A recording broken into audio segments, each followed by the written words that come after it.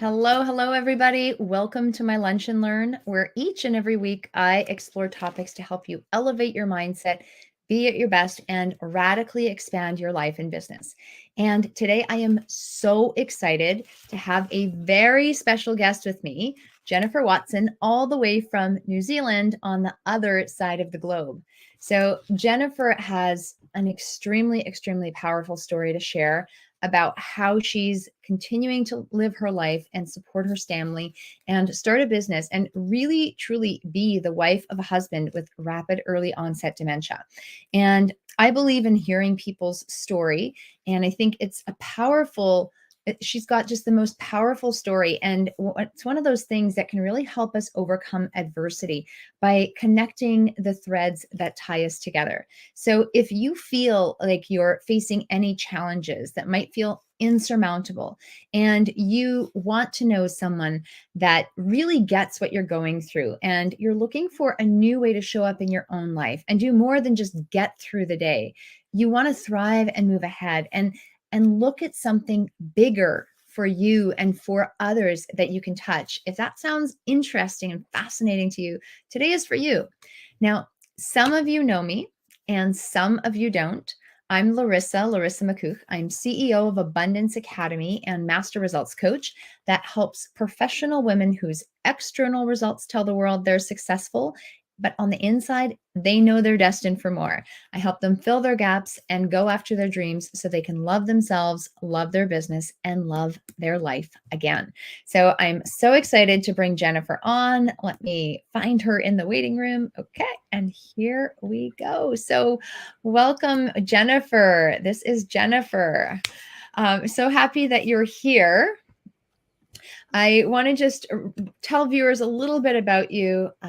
You've got a wonderful bio, and then I'm going to let you share a little bit about yourself. So, Jennifer is a wife, mother, grandmother who homeschooled her two daughters and lived the life she always dreamed of. And unlike many people, she actually had an outstanding relationship with her husband, who she dearly loved. And this is it's not common. I think we've had conversations about this before. And that's one of the things I love about talking to you is you've just had this rich and wonderful relationship experience. Now, 3 years ago, your life took a dramatic turn. So her life took a dramatic turn when her husband was diagnosed with early onset dementia. And she has been on a huge journey from the initial diagnosis to finally having her husband be admitted into a permanent care facility. Now, throughout this journey of supporting her husband, Jennifer realized she also needed to support herself, and she did. So she began studying with us here at the Abundance Academy and took the time to really discover who she is, what she actually wants, and start radically adjusting her personal mindset.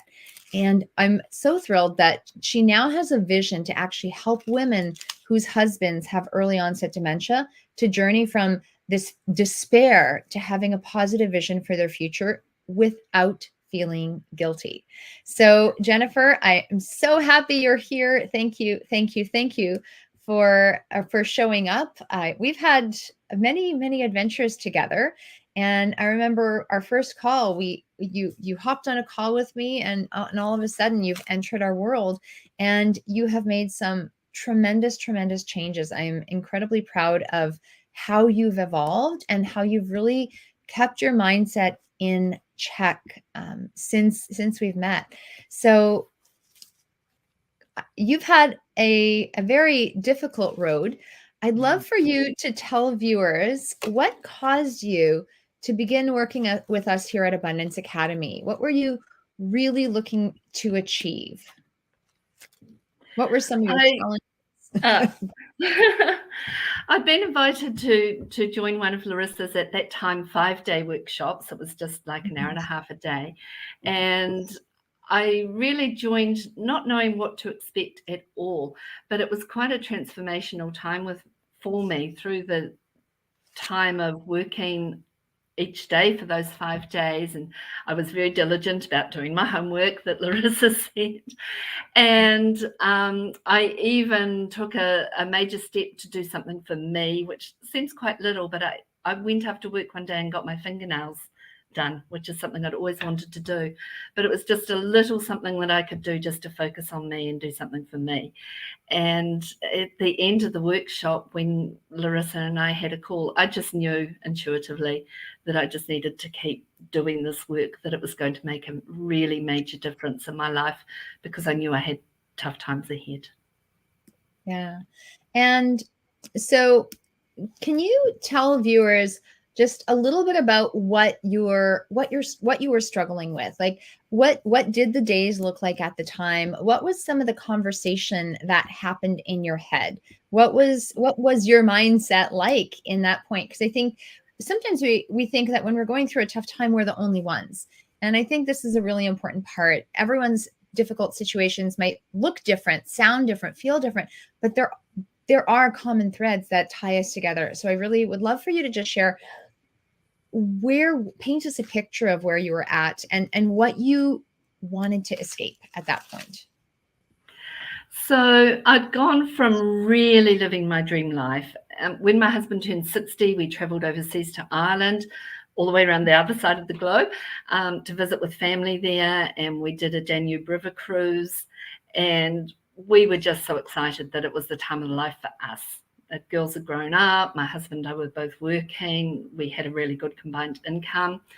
And then all of a sudden, our lives tipped upside down. And now, instead of facing a future that we'd really only just stepped into, of doing all these really amazing things together and having the income to do it, I was looking at losing my best friend. The type of dementia he had, he lost his ability to communicate really early on. So hours and hours and hours of deep conversation were gone. He had to leave work, so our income dropped by 2/3, and I was now having to manage the finances on my own without being able to discuss anything with him on 1/3 of the income. He had to stop driving, so I had to step up and start looking after the car and driving and deal with all the financial matters. And I was in despair. I cried for a year. I really did. I cried on the way to work. I cried at work. I cried in the car on the way home. I cried when I was at home. I just couldn't see that I had anything positive in my future at all. Yeah. And so what was that spark of hope where you were just, you attended the workshop for whatever reason? I know initially you're like, I registered because someone sent me a link. I didn't know why I was here, but you attended for a reason. Like, was there a defining moment where you're just like, there's something calling me? Do you remember having that? Was it in the workshop? Was it after? Was it making any choices? What was that for you? Yeah, I think my world shrunk very, very rapidly to what I needed to do at work and at home. And and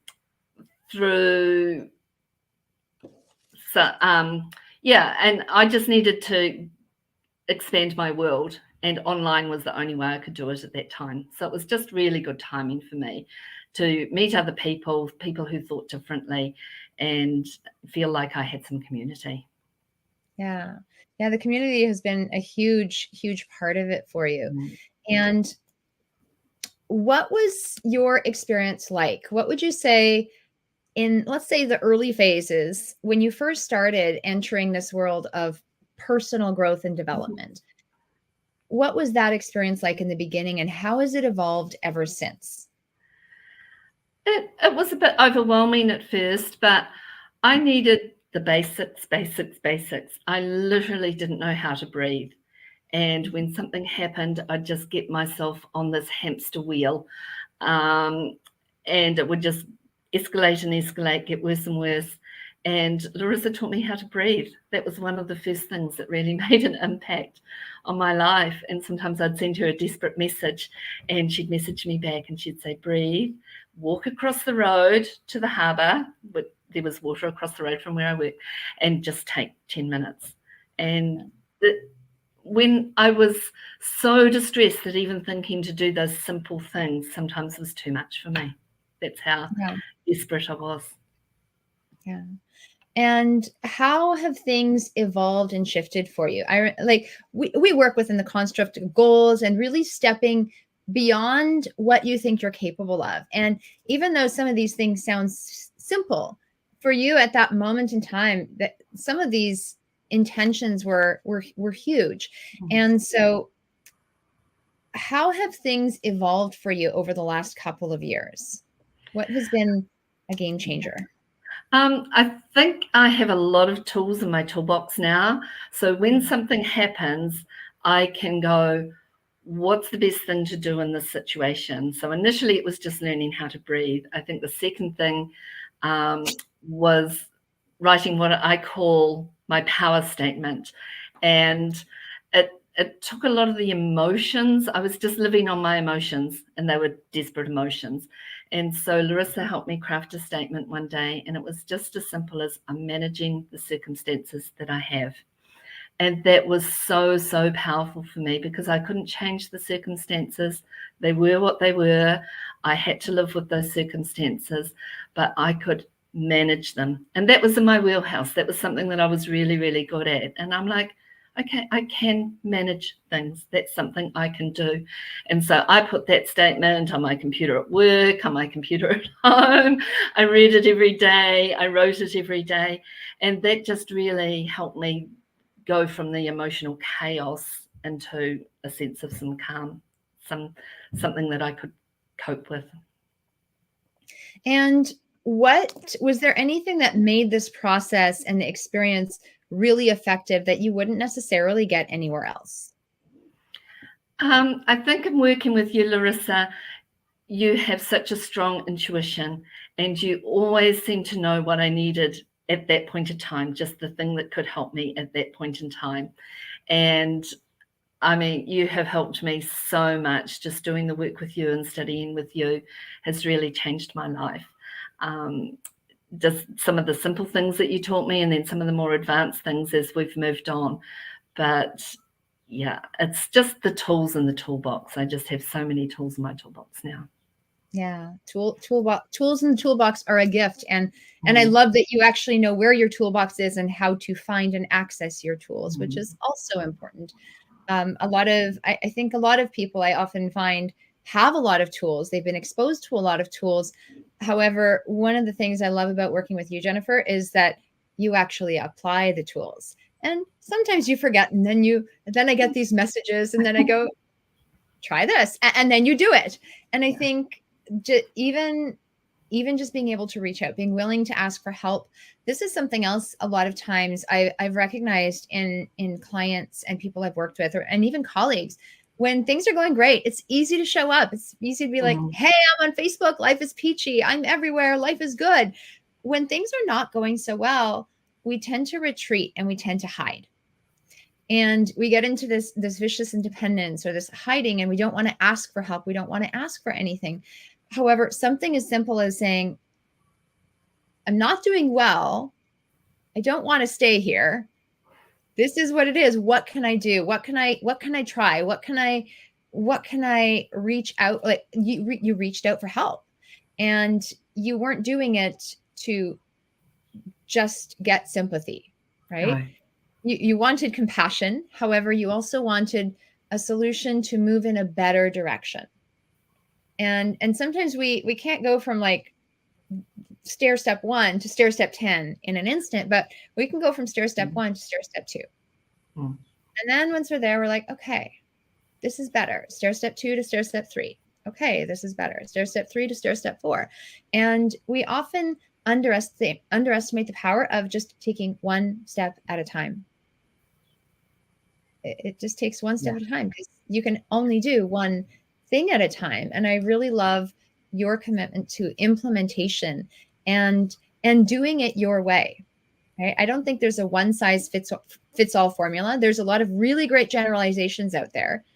However, you made it work for you, and you really tuned into your intuition. So now I know at some point you got a hold of my gratitude guide and began going through it. And the first time, I know you committed to it for like 30 days, and you experienced something really magical between work and prizes and stuff. Can you tell us about what got you interested in even doing gratitude, and how you started experiencing these opportunities to receive?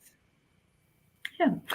When my mum passed away many years ago, a friend had said to me at that time that what had helped her when her mum passed away was to keep a gratitude journal. And so at that time, I started a very basic form of gratitude. I'd walk to the beach because that was my happy place.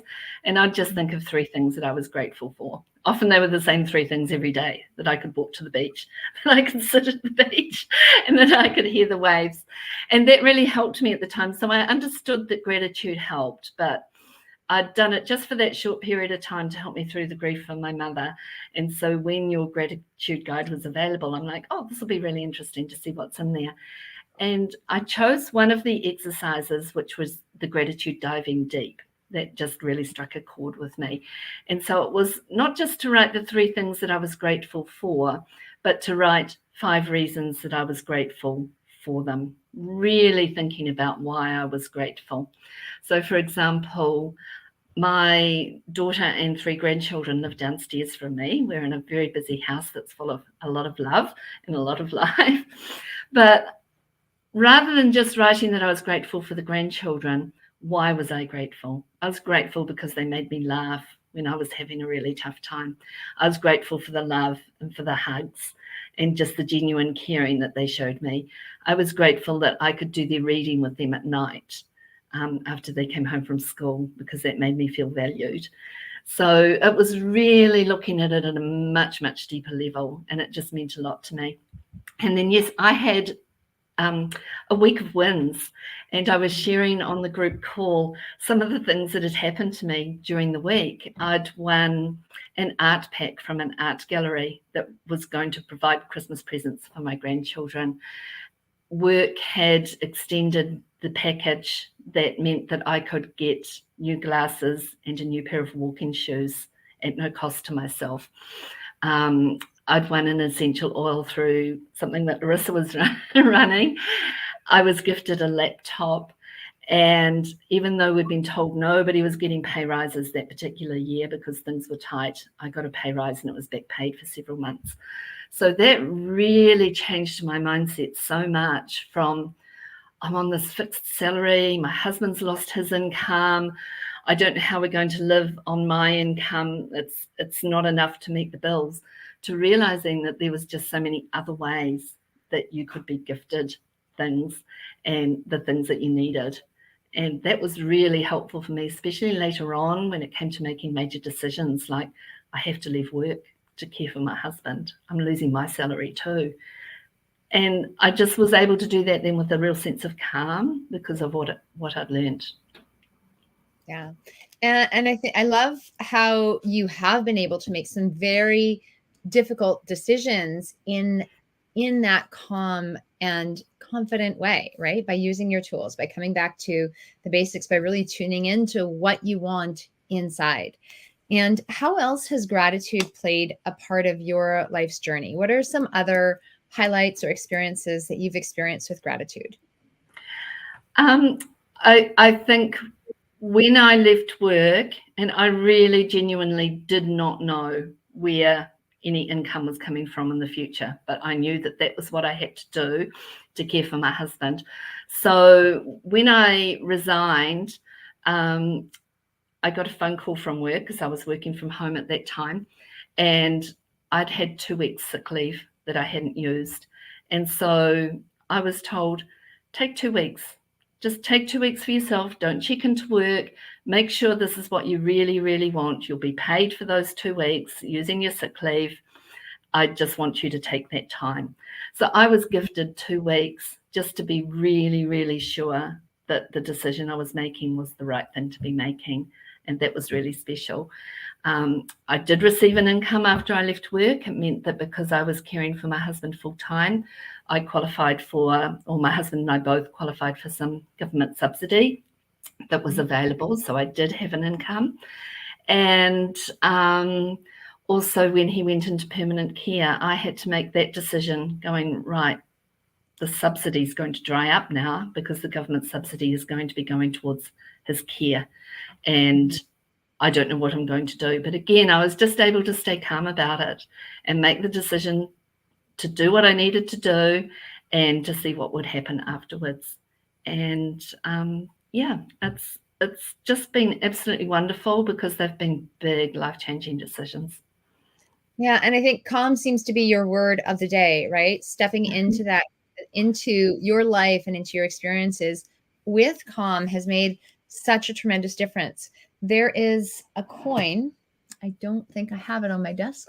My son had brought it to me. I don't know where it was, kicking around here somewhere. Oh, I really want to show you. Anyway, it's a little coin I've got that says react and you lose control, respond and you're in control. And when you really do react, you can't make decisions. You can't see the forest through the trees. You get so busy. However, when you can take a step back, when you can really tune into your heart, when you can connect to yourself, when you can connect to your highest visions and your highest goals and your highest intentions in life, then you always make decisions. And there's something that I love sharing, and it's this quote that says, prayer is when you talk to God, intuition is when God's talking to you. And whether it's God or the divine or whatever spiritual center you follow, what Jennifer or anyone listening here, it's a two-way conversation. You can ask the universe or God for things. However, when you take the time to listen, that's when the magic happens. And I love, Jennifer, that you've taken the time to listen, because as you've been listening, that's when your answers have appeared, even though initially you didn't have those answers, and you knew in your heart and soul you had to step in and do something. Now, what would you say are some of the top key tools? We talked about the toolbox. What would you say your top 3 tools are that you use, or maybe lessons that you refer to? What are your top 3 go-tos that you keep coming back to? Breathing, still breathing. There's many times, even getting my husband settled into care, that I've just had to stop and go, just breathe, and take the time, just calm my nerves down and just breathe. So that's been a huge one for me. Gratitude, just looking at the little things that I'm grateful for, rather than focusing on the chaos, because it's felt chaos sometimes.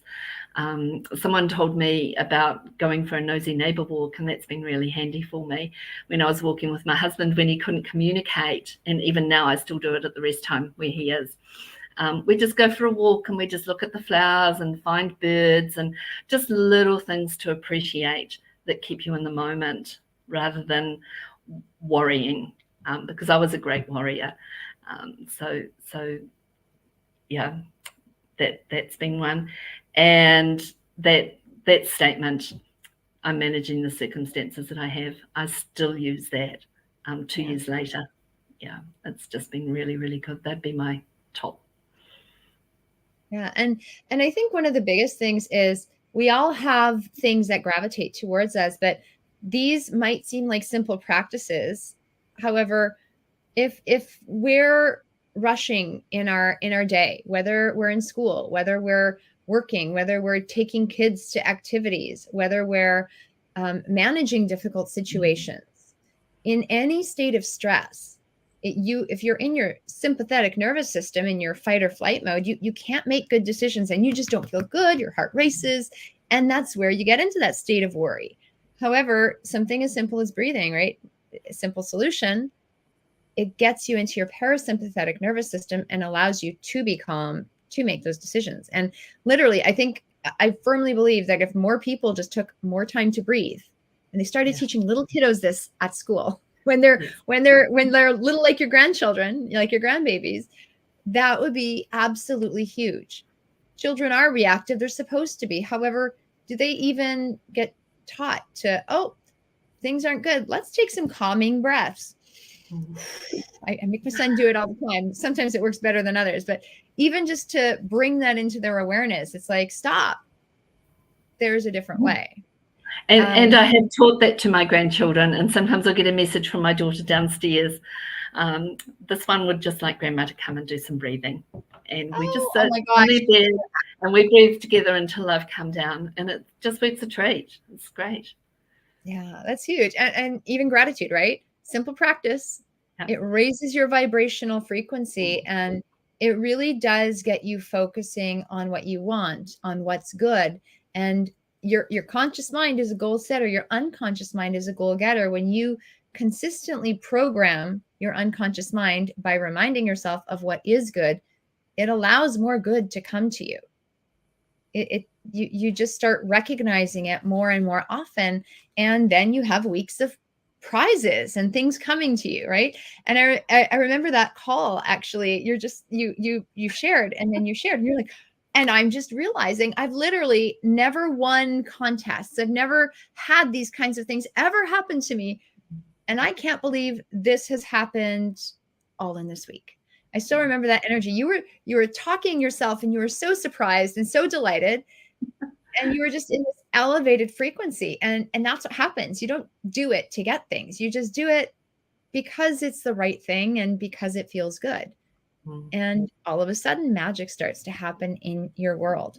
So I really, really love that. I think those are three things that anyone can walk away with, right? So breathe, gratitude, and write a statement, or write something that is truthful, right? I think this is one thing we talk a lot about: affirmations, right? You can write affirmations out the wazoo, but if you don't believe them and if they're not aligned with you, they they won't matter. And for you, you found your statement that does align with you and is truthful and helps you actually move forward.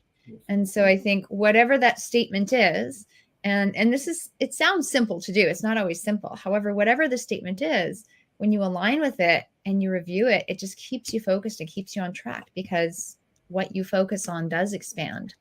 Now, how do you feel about your future now? What's possible for you? I know when we first started working together, you're like, Larissa, I can't have a goal. I a life vision. Like, girl, what are you talking about? I know it's the beginning of the journey, but I don't even know where to start. So tell me how that's been different and what you see for your future now. I see that I can use my experience to help a lot of other women. Young onset dementia is becoming a really huge thing, and it's something that you never expect to impact you. And I can see just that I can help other people and serve other people, and that makes me feel valuable. And yeah, it's exciting. Yeah. And I love this idea of serving and helping other women, because these aren't things that have a lot of support, and the support that's there might be, I think you've shared, like more government support, or how to find a few resources, but truly that emotional support, and truly having a community that does understand and is there to help you rise above your situation and continue moving forward. And I think that vision that you have, it's like, let's get through the day, and let's look ahead. Let's continue to look ahead. Let's support each other. Let's rise together so that you can have a future without guilt, right? Yes. So now, what would you say would be some good next steps to support someone going through a difficult time? What would you suggest that they do? Really, to connect into a community like this. It's just changed my world. Having the support, having weekly calls where there's a community and other people who are also traveling quite different journeys but learning the same tools. And so enroll in one of Larissa's workshops, definitely, and get yourself a really good community around you, people who look for positive things, people who, really want to have a vision for a positive future. Get those people around you, because if you stay stuck and you stay with people who are doom and gloom, that's what you'll get. Yeah, absolutely. Absolutely. And proximity is power. We really want to start being around people that will lift us up. That yes, we'll have that love and compassion, and we'll say, and let's rise together. Let's move Yeah. ahead, because they see your gifts, they see your talents, and they see your magic inside of you on days that you don't. And they see your magnificence. So absolutely, I think a community is wonderful. Now, Mm. if anyone is interested in connecting with you, if they want to have a conversation with you, maybe you're going through the same thing, or you know someone that's going through the same thing, or you're looking for some support, or you would just love to connect with Jennifer, how can they do that? What's the best place for them to find you? Probably on Instagram under Jen Watson NZ for New Zealand. That's Mhm. probably the best way to contact me initially. Okay, we'll make sure to put that in the show notes. So we will make sure to have that link to your Instagram account as well. And is there anything else that you want to leave people with before we wrap up? I just really want to emphasize that what we focus on expands. It's just so powerful. Everybody needs to know that no matter what circumstances they're in, you can focus on the negative or you can flip it and you can focus on the positive. You can rewrite what you're thinking into a positive frame. And it's just so, so powerful. Yeah, and I love that, because it really is true. One of the things that you've just reminded me of is what Michael Beckwith says. When difficult situations arise, there are 3 steps you want to take. The first is acknowledge it. It is what it is. Accept Mm. it. You don't have to like it. You don't have to agree with it. It is what it is. Accept it. Okay. Step 2 is harvest the good, right? This is where the gratitude comes in. What can I learn? What good things can come out of this? There might be a lot of other things that are not working, but what good can come from it, right? You're like, I am so much closer to my grandchildren. I have them around to support me. And you've taken the focus on what is working and kept reminding yourself of it. I think that's huge. And then third is forgive all the rest. Sometimes we do get things like guilt for spending time Mm. with ourselves, Mm. or and I know, especially in difficult situations, sometimes we have to forgive ourselves, and there may be other people we need to forgive, but forgiveness is about letting go completely. It's not forgetting, it's about Mm. letting the the negative energy that you're holding on to go, because the only person it's hurting is you. And when you let it go, it's actually going to positively impact and ripple everyone around you. And it's Yeah. just a beautiful thing, because whether people can articulate it or not, they'll see it, they'll hear it, and they'll sense it. So I think that's really beautiful. Like, what you focus on expands. So focus on the good. And Jennifer, I want to thank you for being here, and thank you for being vulnerable and really sharing your story. I know we've touched on different pieces of it here and there, but we've never actually sat down to share it publicly. And I know you will definitely be doing a lot more of these types of Yeah. things in public venues as you grow and expand your business, because I think this message is absolutely something that more and more and more people need to hear. So I appreciate you, and I am personally strengthened as I see you courageously moving forward in your life each and every day. Now, for viewers out there, we host workshops each and every month. Sometimes it's a 1-day workshop, sometimes it's a 5-day workshop, sometimes it's a 2-day workshop. However, there will always be a link to our upcoming workshop in our bio. And so, just like Jennifer had a massive transformation, that's the intention for any of our workshops that we hold. So make sure to register, join our workshops. They are either free or very low cost to make them accessible to everybody. And they absolutely will transform your life. They will help you create a limitless vision of the future. They will help you become your most unstoppable and brilliant self, and find solutions to problems that you've got in healthy, natural, organic ways. So make sure to reach out to Jennifer if she's inspired you. Even, send her an Instagram message and say, thank you. Thank you for sharing your story. Right? Even if you don't need to talk to her, go ahead, send her a message. I'm sure she'd love to hear from you. And let's truly, truly rise together. We wanted to make sure to share this episode because I'm also going to make sure to put my gratitude guide link in the show notes, because I know the gratitude guide has been a very, very profound part of your journey, Jennifer. So we've talked about it a lot. So I will make sure you have access to it. It's absolutely free. I would suggest that you actually print it. And I have mine here, my latest copy. We just redid it. So this is the latest gratitude guide.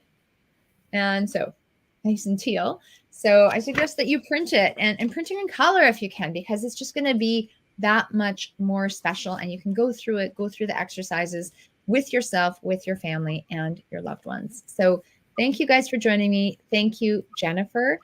We will see you again soon at one of our workshops or in our community in some aspect. Bye for now. Bye.